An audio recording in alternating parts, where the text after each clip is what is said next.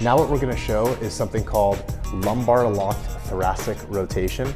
This is an exercise used to improve rotation and movement, mobility in the mid-back and the thoracic spine. So Tony's starting off here in child's pose, which child's pose means his feet are flat, so his toes are not dug in like this, but they're flattened like this, pointing his toes. He's trying to get his pelvis down as close to his heels as possible, and just really trying to round this lower back, get low to the ground. Next, what Tony's gonna do is he's gonna bring his forearm into the midline of his body, and he's gonna post on his forearm and his elbow. If need be, he can put a flat hand into the ground. And then from there, the first variation of this, and there's a couple different hand placements, is he's going to put hand behind the neck. The goal with this is to stay in this quadrant. He has to pretend that he has a wall on both sides of his hips, and he can't deviate right or left when he's doing this. This will make sure all of that is centered into his thoracic spine. He's then going to rotate this elbow up towards the ceiling, turn the head as far as he can, and he's gonna try to stay within those quadrants right here, and then he's gonna come back to neutral. Now the key with this is breathing. So what you're gonna do is as you stretch, you breathe out. So as you come up, it's breathing out. So go ahead and turn up for me. And I would hold this for at least 4 to 5 seconds. And then he's gonna come back, and we're gonna do this 10 times per side.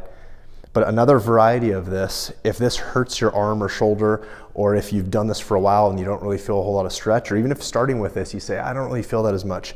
Another variety is you can put the hand across the shoulder and do the same thing. So go ahead and bring that up. So you took a breath in at the bottom, and he's breathing out towards the top. Breathing out, then you're gonna hold out, and then you're gonna come back to neutral, and that's where you're gonna breathe in again.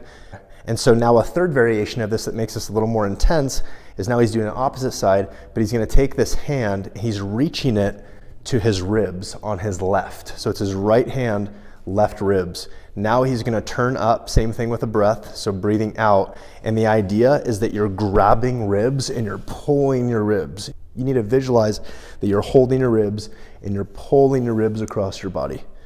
And then you can come back to neutral. This is done 10 times each side. That's the progression for a little more intensity. Lumbar lock thoracic rotation. This is gonna be done after you do foam rolling and a lacrosse ball. This helps get that additional range of motion in there.